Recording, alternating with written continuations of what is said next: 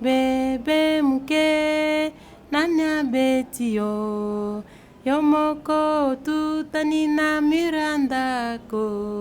Aider les mères à survivre, aider les bébés à respirer, c'est un couple inséparable qui a besoin de la sage-femme, personne incontournable pour réduire la mortalité maternelle. On a généralement des mortalités maternelles qui sont très élevées, des mortalités aussi néonatales très élevées. Mais c'est dû à quoi?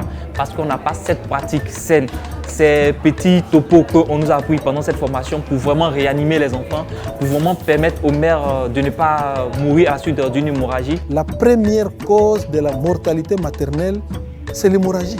La première cause de décès néonatal, c'est l'asphyxie. C'est la minute d'or. Et ici, on apprend comment sauver l'enfant dans cette petite minute d'or. C'est extraordinaire. On vous donne les éléments clés. Et la formation, elle n'est pas théorique.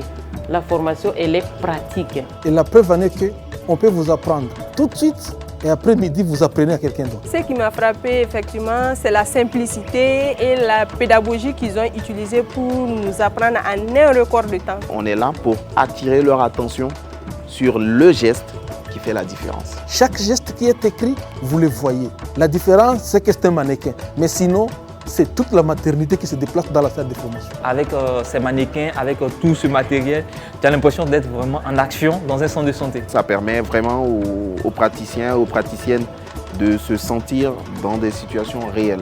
Dans la méthodologie même de la formation, elle est vraiment innovatrice. Dans le sens de la formation, dans les thématiques, dans l'abord de la formation. Beaucoup ne savaient pas que l'injection de l'ocytocine était nécessaire. Mais maintenant, elles ont appris qu'on peut donner de l'ocytocine ou de misoprostol.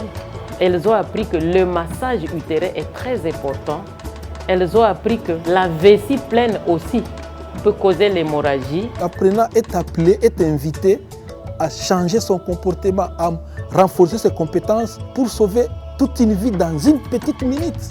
Et c'est cette petite minute que beaucoup de gens négligent, alors que c'est là où commence la vie. En très peu de temps, nous avons reçu des compétences sur des gestes précis et au retour dans nos différents pays, nous serons obligés de les démultiplier. Donc on va en cascade transmettre ces compétences de façon précise à des agents sur leur lieu de travail et ils vont répéter le geste régulièrement pour arriver à la maîtrise parfaite. C'est un programme qui a de l'avenir. Il est simple, abordable en matière de coûts pour les pays à ressources limitées et il est facile d'assimilation. Il serait important que la logistique puisse suivre, notamment tout le matériel nécessaire pour que les formations puissent réellement se faire sur site.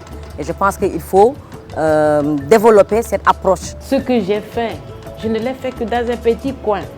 Mais j'ai encore besoin d'aller plus en profondeur pour atteindre ceux qui sont dans la périphérie, ceux qui n'ont pas la chance de venir dans les grands hôpitaux. Le décès d'une mère est réellement une injustice sociale. Et les sages-femmes sont un personnel incontournable qui sont à mesure, si elles sont accompagnées, si elles sont coachées, elles sont à mesure de pouvoir réduire sensiblement le décès maternel dans chaque pays. Et ça, quand tu te remémores cela pendant une séance, tu te dis non, il faut que je puisse pratiquer tout ce que j'ai appris ici pour sauver au maximum de mères et d'enfants. Ça va nous permettre de sauver beaucoup de vies. Ce sont des vies humaines qui sont sauvées. Pas que ça peut sauver, ça a sauvé, ça continue à sauver. Même si après cette formation, nous arrivons à sauver une seule femme qui devait mourir par hémorragie, moi je pense que la formation a été nécessaire. Si après cette formation, grâce à la compétence acquise, un prestataire dans une brousse reculée arrive à permettre à un nouveau-né de crier, c'est une victoire.